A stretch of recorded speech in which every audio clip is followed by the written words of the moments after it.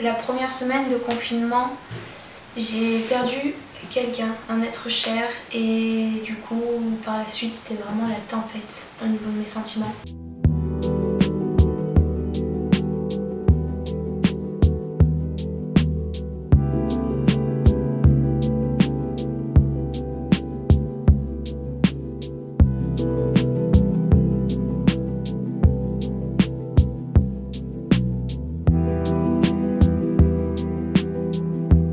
Il y a eu la phase un peu panique ou en tout cas pas confortable.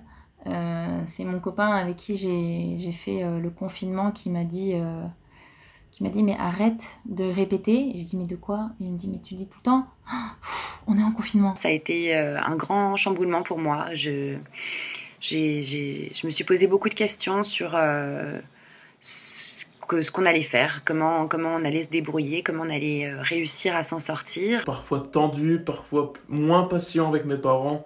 Mais bon, ça a été raisonnablement, je pensais que ça allait être beaucoup plus difficile. Non, bah forcément, on est plus irritable, tout ça, je pense que ça l'a fait pour beaucoup de personnes, surtout pour les personnes qui sont toutes seules dans leur appart, vraiment.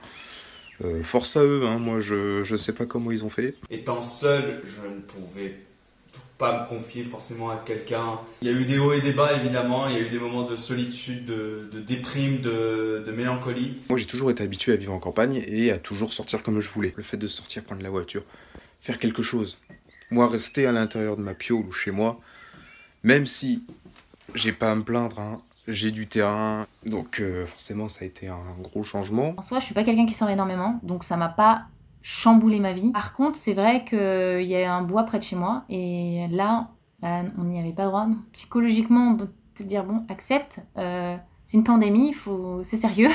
Donc ton petit caprice d'aller dans les bois et de faire ta promenade, bah non, tu dois faire avec. Quand on a eu la nouvelle, moi, le seul truc qui a impacté ma vie, finalement, mon quotidien, c'est que aujourd'hui, je peux plus faire de stand-up, je peux plus aller au cinéma, je peux plus aller au théâtre. Mais sinon, en dehors de ça, l'essentiel des activités qui me plaisent et qui m'intéressent, elles sont chez moi.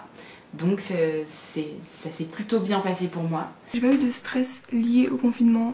Je me suis assez vite adaptée à cette situation qui est de ne jamais sortir.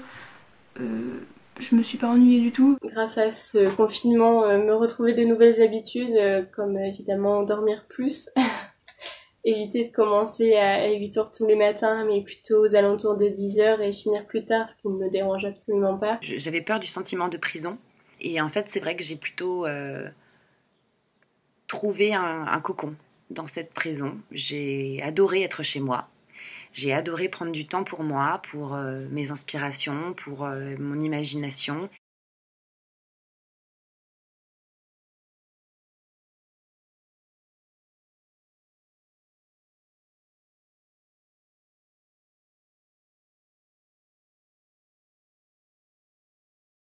Après, ça reste une période particulière, source d'angoisse et d'incertitude pour tout le monde. C'était assez désagréable. Je me sentais affreusement seule. J'ai pris 5-6 kilos physiquement, moi qui ai tout le temps le sourire, en fait je suis tout le temps positif malgré tout. Et là j'en ai pris un coup tout simplement au niveau de la santé mentale. Hein. Même si t'es entouré, au final tu te retrouves seule avec toi-même, quoi. Tout ce que t'évites dans ta tête, toutes les questions que tu te poses, mais que tu te dis bon, je pense pas trop à ça, je vais me vider l'esprit, je vais sortir, voilà, faut pas que je pense à ça. Et tu y penses, t'es obligé d'y penser parce que t'as tout le temps pour y penser. Même si tu te sens pas légitime à être mal, tu choisis pas en fait cette sensation, tu choisis pas tes émotions. Je suis considérée comme handicapée, j'ai un problème à un poumon. Je me sens assez inutile aux yeux de la société par rapport à ce que j'ai. Et là, c'est encore pire parce que j'aurais voulu me sentir utile, faire quelque chose de mes 10 doigts, clairement. Je suis pas doué en couture, j'aurais voulu aider par exemple à l'hôpital, j'aurais voulu aider dans un supermarché ou autre, mais je peux pas. Je faisais rien, j'avais envie de rien, je savais pas quoi faire. Pourtant il y a beaucoup de choses à faire, mais j'avais vraiment une perte d'envie totale de tout. Je me reconnaissais pas et ça ne me plaisait pas du tout.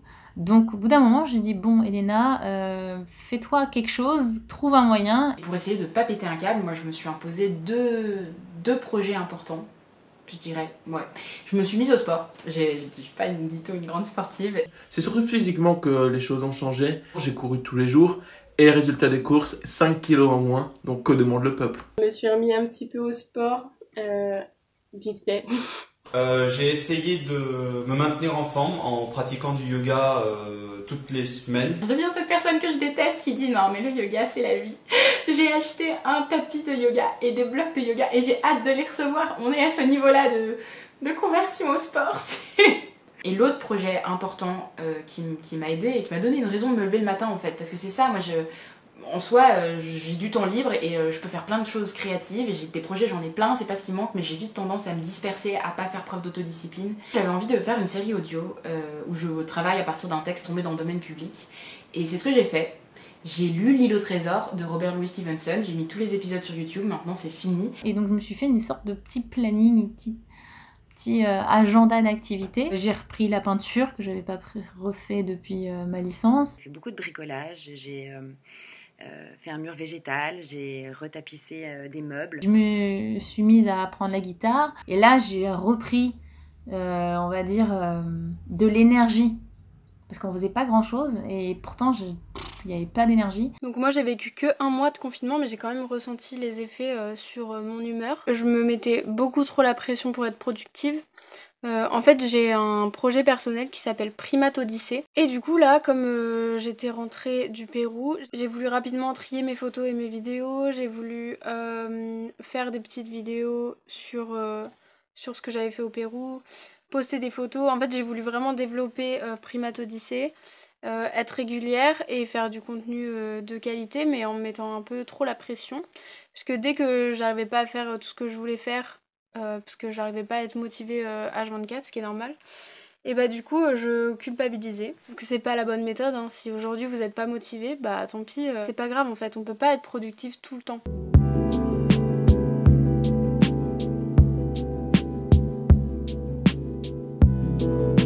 Mes études, c'était en télétravail pendant le confinement.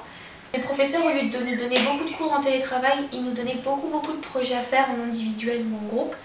Donc c'est une nouvelle façon d'apprendre le travail et ça m'intéressait beaucoup plus parce que c'était plus pratique. Vu que j'ai essentiellement de la pratique, je me suis retrouvé à devoir faire des choses depuis chez moi. C'est une manière différente de faire du journalisme, mais après tout, est-ce que c'est pas la force du métier de savoir s'adapter à tous les terrains possibles? J'ai fait donc un docu sur ma maman, sur sa relation avec ses petits-enfants à distance, et franchement, même si c'était pas le sujet que je voulais faire de base, je me suis retrouvé à faire un truc sympa.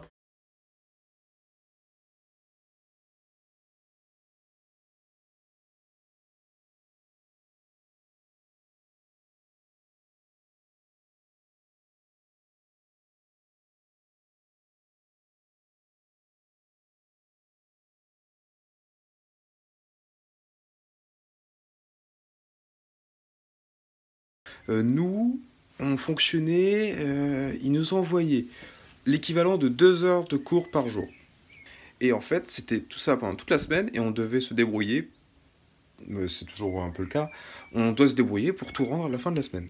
Moi, mes profs ont été assez réactifs par rapport au confinement. Ils nous ont donné très vite beaucoup de choses à faire, ils nous ont très vite responsabilisés, à nous donner des deadlines assez durs, etc. Donc on doit s'organiser, on fait comme on veut du moment que c'est rendu.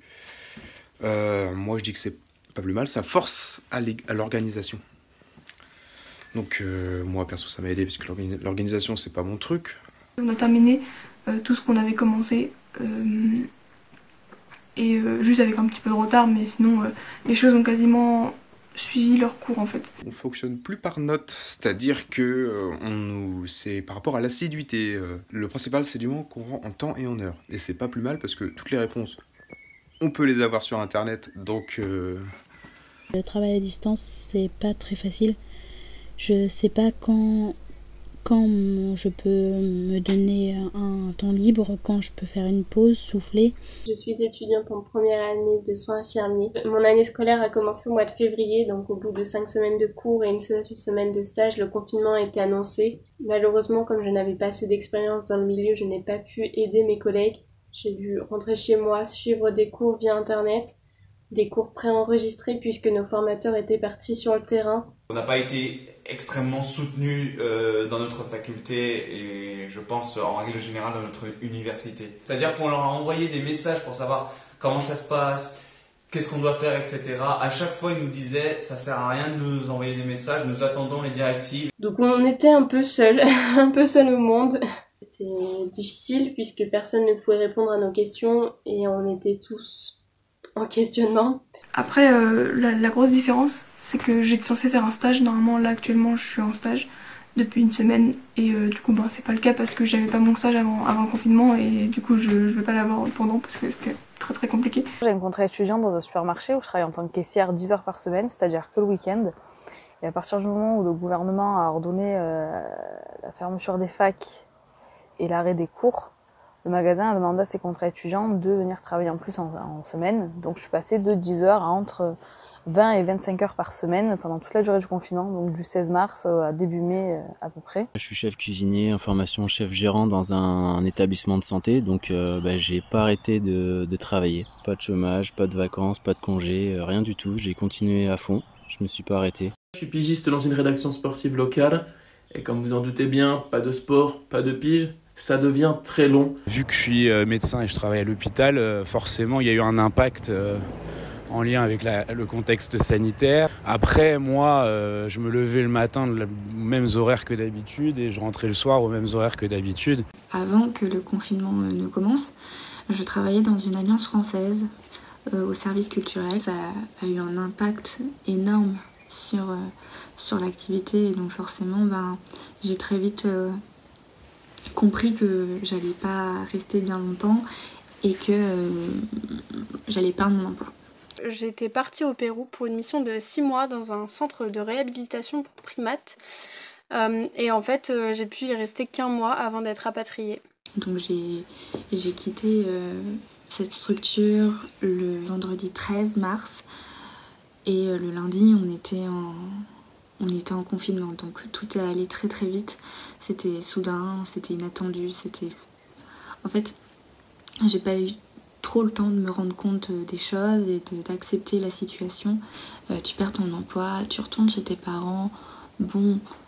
Sur le moment, c'est pas très valorisant et tu dis ouais, la loose quoi. Le magasin a très bien réagi et très vite réagi. Une semaine après l'annonce du confinement, on a été équipés en masques chirurgicaux, en gants, en gel hydroalcoolique et on nous a installé des vitres en plexi pour nous protéger au maximum des clients et pour éviter au maximum les contacts. Là où en fait l'inquiétude est apparue, c'est quand les premiers cas de coronavirus sont arrivés au magasin. Donc pas parmi le personnel de caisse, mais parmi le personnel qui met en rayon, puisque eux sont au milieu des clients et donc sont vachement plus vulnérables que nous à la caisse derrière le plexiglas. Et donc on commence à entendre lui a été infecté, lui aussi, elle aussi. Et là en fait on réfléchit, on se dit mais attends, moi ces personnes je les ai vues il y a 2-3 jours.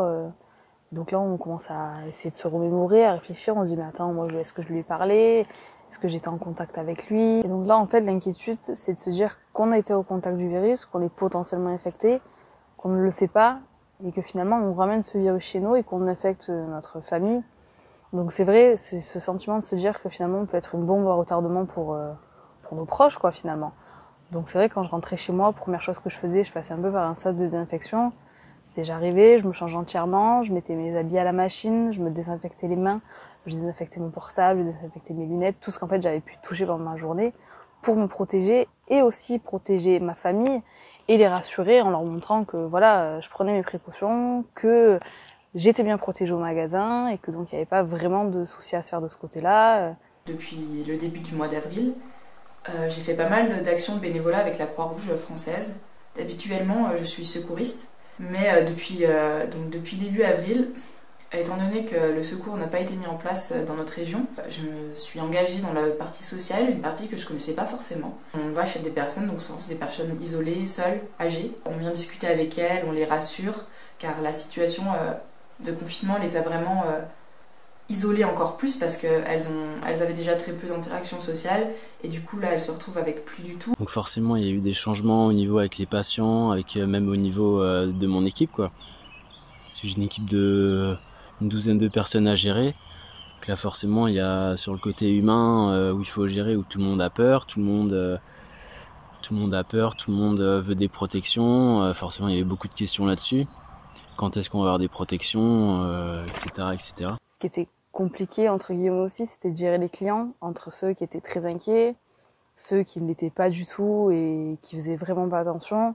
Et donc souvent entre ces deux clients finalement, ces deux profils de clients, ça pouvait vite partir en clash et un peu en bagarre, puisqu'il y avait cette personne très angoissée qui voulait absolument son périmètre de sécurité, la personne derrière qui s'en foutait et qui donc ne faisait pas vraiment attention. Moi je l'ai pas du tout mal vécu, même au contraire, j'ai trouvé ça plutôt stimulant d'aller au travail tous les jours. Ça évitait aussi de se retrouver seul chez soi à ruminer, il valait mieux aller à l'hôpital. Je suis intermittente du spectacle, comédienne, je fais également de la voix.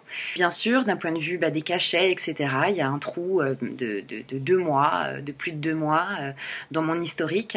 Même si je suis artiste, j'ai un CDI en temps partiel. Donc ça, je suis chanceuse, je m'en rends vraiment compte à ce niveau-là. Mais le problème, c'est que j'avais des projets futurs. J'écris également des courts-métrages et j'étais sur le point de réaliser mon premier court-métrage qui n'a bien sûr pas pu être fait, qui est reporté pour le mois de juin. Je devais faire animatrice en camping. J'ai pas de nouvelles depuis. Je suppose que c'est parce qu'ils n'ont pas besoin d'effectifs vu qu'ils sont pas sûrs d'ouvrir. Ça déjà, bon bah voilà, 2 mois qui sont complètement annulés. Et aussi j'ai un spectacle qui est revenu au point mort, puisque pas de salle ouverte, donc pas de spectacle. Tu te dis mais quel avenir j'ai là maintenant, quel avenir j'ai, pourquoi je me suis embarquée dans ce domaine-là, j'aurais dû écouter les gens qui me disaient ah la culture c'est compliqué. Ouais, là, c'est vraiment compliqué.